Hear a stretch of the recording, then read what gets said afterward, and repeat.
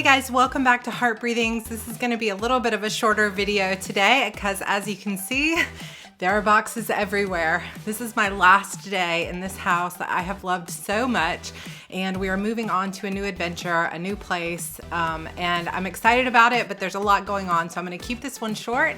But today we're going to talk about how to not feel so overwhelmed in your life.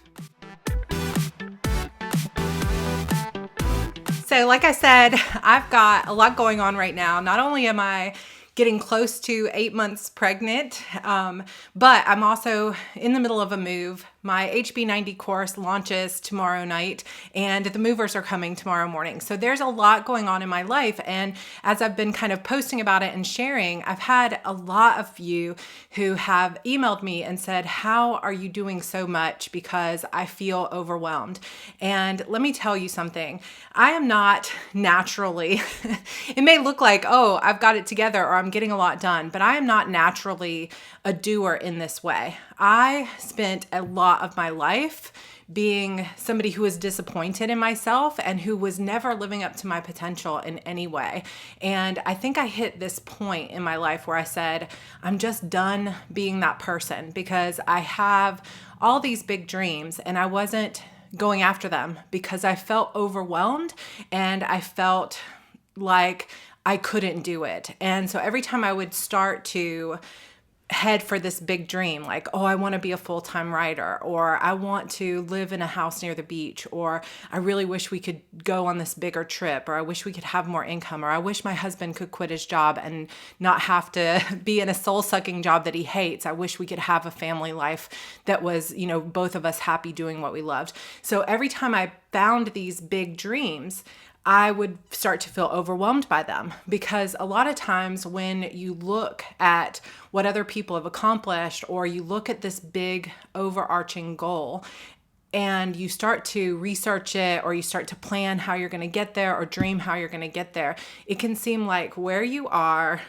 to where you want to go is such a huge, like, Grand Canyon event, just so much space in between you with all of this rocky terrain and all of these issues and all of these obstacles in your way that it can feel like I'm never going to do it. It's never going to happen. So why even try? I've talked about this a lot in my last couple of videos as well about how to get motivated and my own personal productivity journey. But I feel like there's still so much more to say about this because I know that there are many of you kind of caught in this pattern as well. And I want you to know that I have been there and there's still days where I struggle with it as well myself. I'm certainly not perfect. I'm not getting everything done. Like, I haven't published a single book this year. I published 5 books last year. It was like my most productive year of all time. And this year I've published nothing. So I'm not accomplishing everything in my life, but I think that I don't even know anybody who's doing every single tiny little thing. But the key is that I don't feel overwhelmed. I'm not snapping at my husband. I'm not bitter about anything. I have some moments where things do start to still feel overwhelming, but I can pull back and I can feel gratitude for what I have and I get grounded and centered again. So what I wanted to share with you today from my own experience is how I got to this point where I'm no longer feeling so overwhelmed by how much there is to do, how much other people are accomplishing when I feel like I'm not, and this feeling that I'm not going to get where I want to go or that I'm running out of time. Do any of you guys ever feel that? Let me know in the comments if you feel like, oh my gosh, I'm already 30 or I'm turning 35 or 40 or 50 and I am not at all where I thought I would be and I feel like I'm running out of time to hit my goals. Or there's all these people who are self-publishing and making full-time incomes and I feel like I'm so far behind I'm never going to get there. That was kind of a perpetual feeling for me, was I'm behind. And I felt that way all the time. And that led to my feeling of overwhelm and failure, honestly. So I just wanted to share with you real quick while I had a few minutes. My husband just loaded up our Jeep and took it to the new house with my son's fish and some things like that. So I've got a few minutes to record before I have to finish packing up this office. This is actually the last room in the house that needs to be done because There's more stuff in this room, probably by double, than any other room in the house. So I have a lot of stuff in my office, but I'm excited to set up the new space. And let me know down below if you guys would like to see an office tour when I do get the new office set up. But anyway, what I wanted to share with you today, just real quick, is how I got to this point where no matter what's going on, no matter how many things seem to be piling up, I never hit that point of feeling super overwhelmed. And if I do, I come back to a very centered and very joyful place very quickly. So here's how I achieved that. So one of the first things that I did was I really examined what it is I wanted from my life. And if you've taken any of my courses, you guys already know that I'm really big on this. And I talk about this a lot on my channel.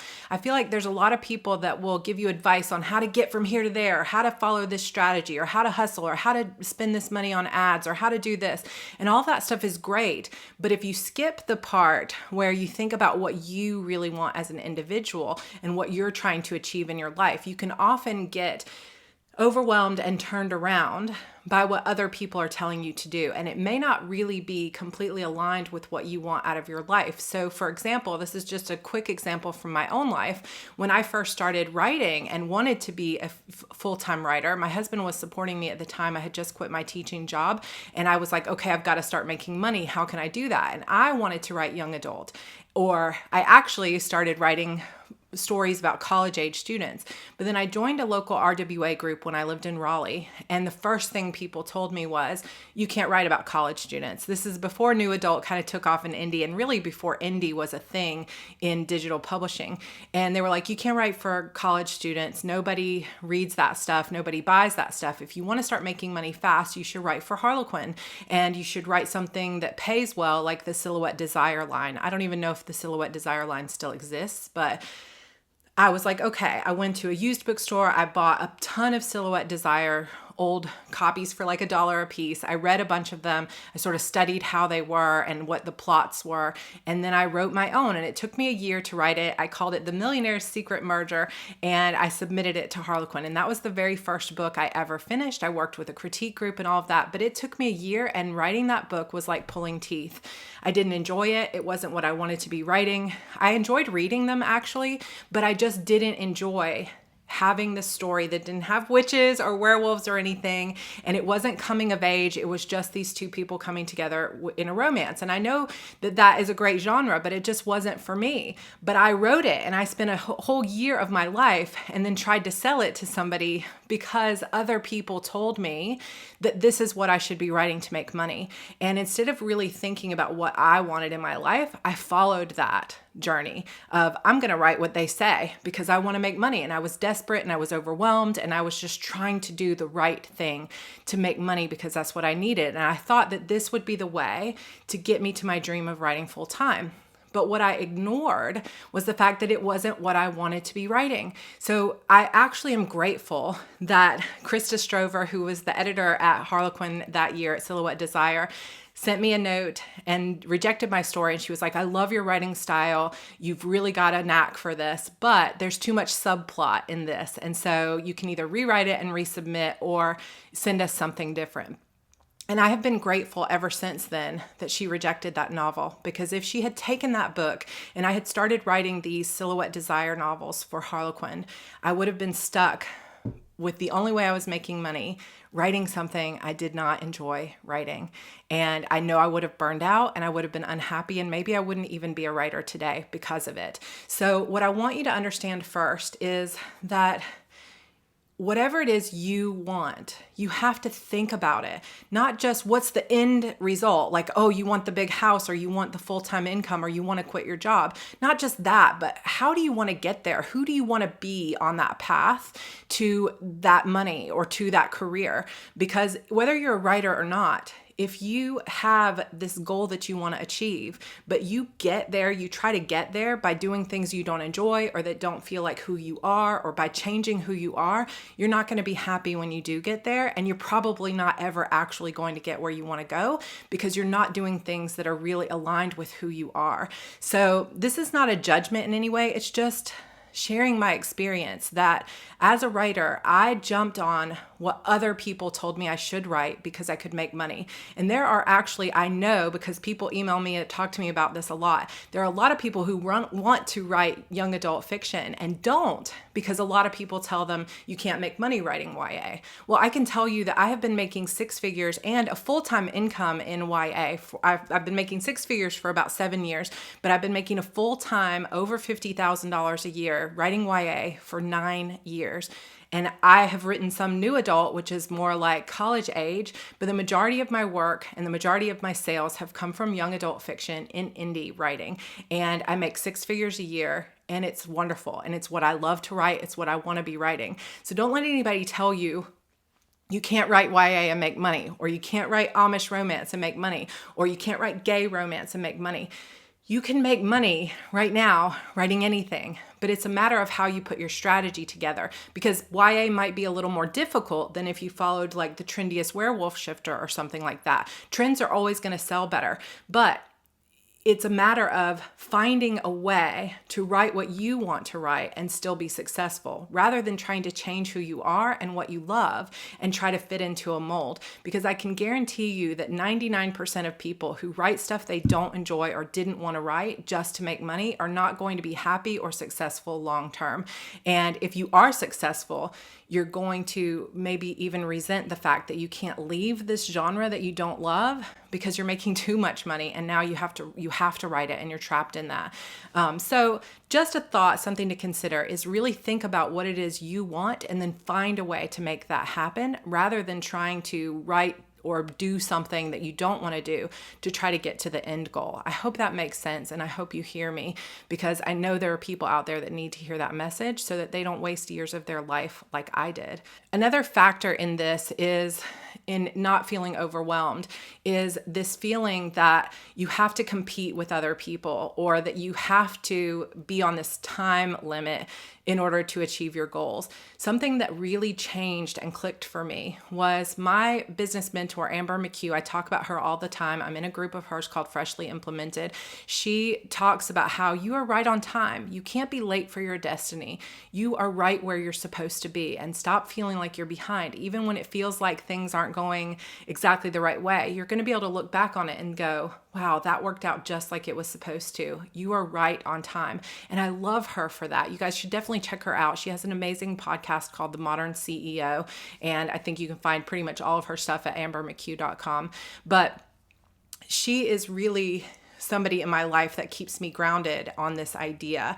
I also worked with a tarot life coach named Tanya Gonzalez, and she helped me so much as well. So getting help and advice from people that you trust and that you feel aligned with can be super helpful, and letting them motivate you, not necessarily letting them direct your life, but letting them remind you that you're not on a time limit. You're not competing with anyone else in this life. It's not like there's only 5,000 authors who can make a living, and if you're not there yet, you're going to miss out forever. There's always room for more. There are always readers. It's just a matter of finding your path to that career and that life that you want.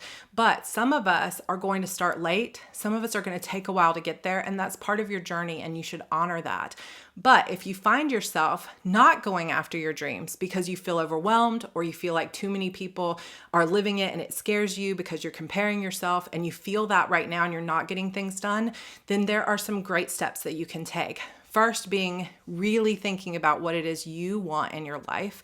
And the second being figuring out a way to plan your schedule and to really focus in on only the things that matter. Because when we start to feel overwhelmed, it's usually because we're trying to do way too much with our time.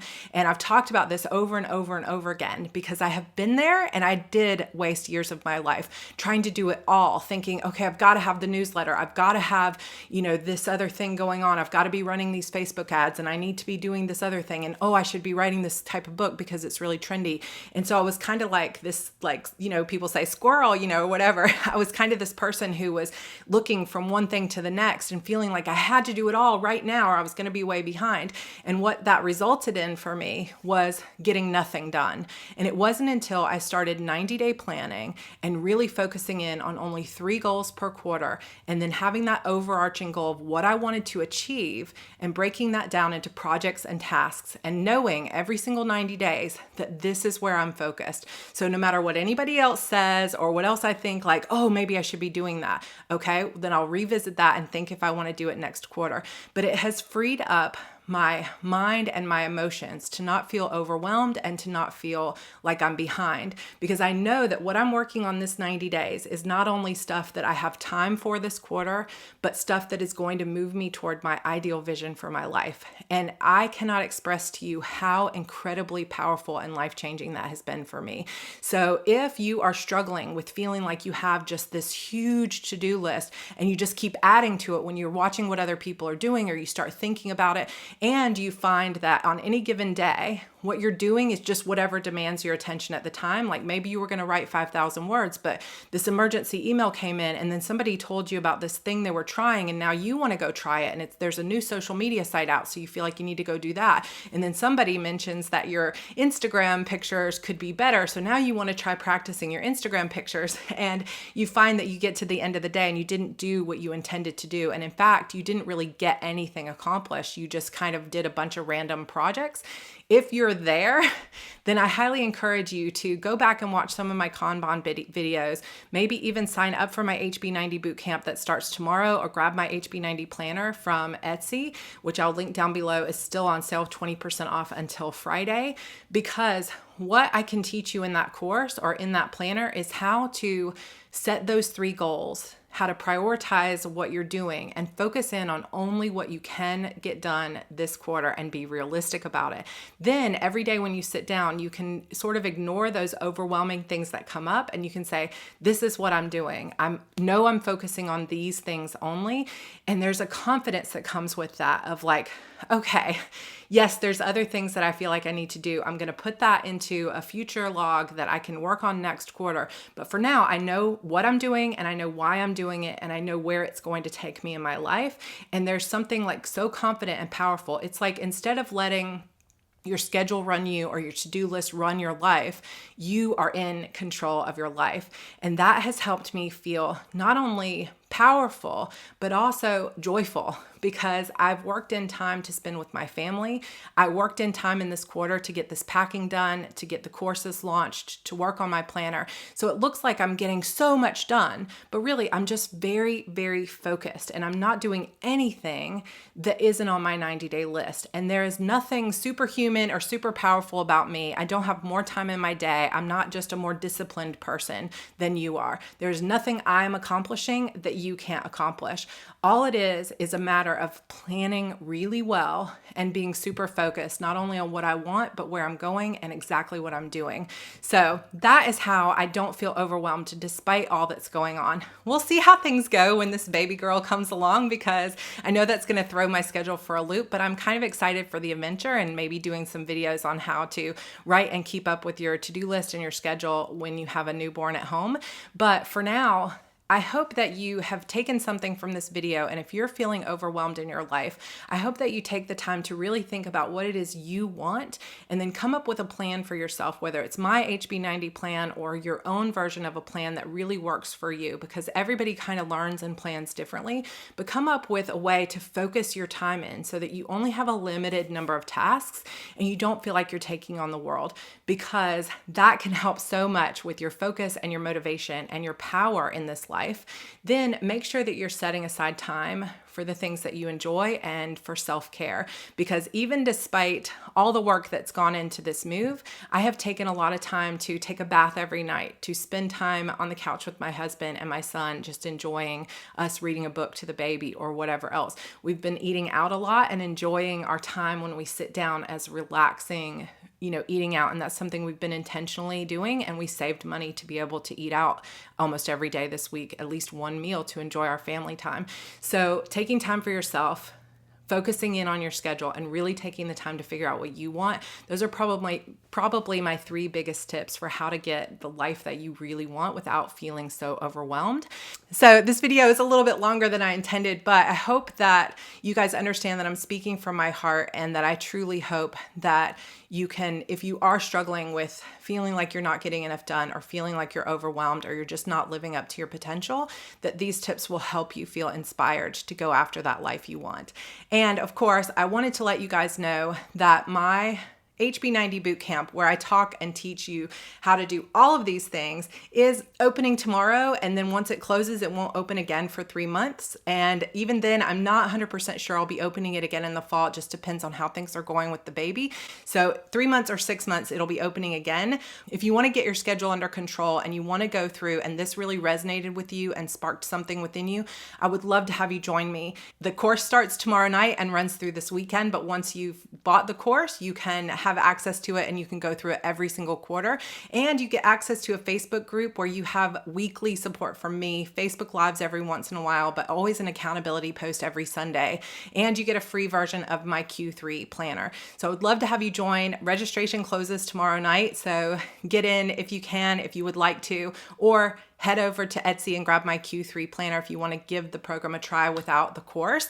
But you can find all those links down below. Then if that part that I was talking about with writing the Harlequin, or writing what I didn't love, and you really resonated with that, and you want to learn how to write what you want, but come up with a strategy that's going to help you be successful, and maybe even quit your full-time job, or, find that life that you want, writing the kinds of books that you love, I also have a new course that is launching in July called Publish and Thrive, where I'm going to go through exactly how I did that. And it's not that I spent $20,000 a month on ads, because I probably haven't spent $20,000 on ads in 9 years. It's because I put together strategies, and I communicated with my fan in certain ways, and I published in certain ways that helped me to be more successful. So if you want to hear all about my strategies, and you want to learn the ins and outs of self-publishing, from keywords to ISBNs and all of that goodness, then this is a 5-week course called Publish and Thrive. It's the first time it's ever being offered in this format. And right now you can either purchase that course separately to start on July 8th, or I have this exclusive summer course bundle where you get both HB90 and the Publish and Thrive course for $50 off. So if you want to check all that stuff out, it is down below in the description box. But regardless of whether you want to come join any of my courses, I do hope that you got something out of this video, and I hope that you'll comment below and let me know if any of these tips resonated with you, or if you've been struggling with any of these things in your life. All right, guys, this is the last time you will see this office in this setup, because this is the very last recording I'll be doing here. And next time you see me, I'll be in my brand new office in my new house, and I'm looking forward to it. Go ahead and subscribe if you haven't yet, and hit that like button if you enjoyed this video. I would love to hear from you in the comments too, and I will talk with you in my next video. Bye.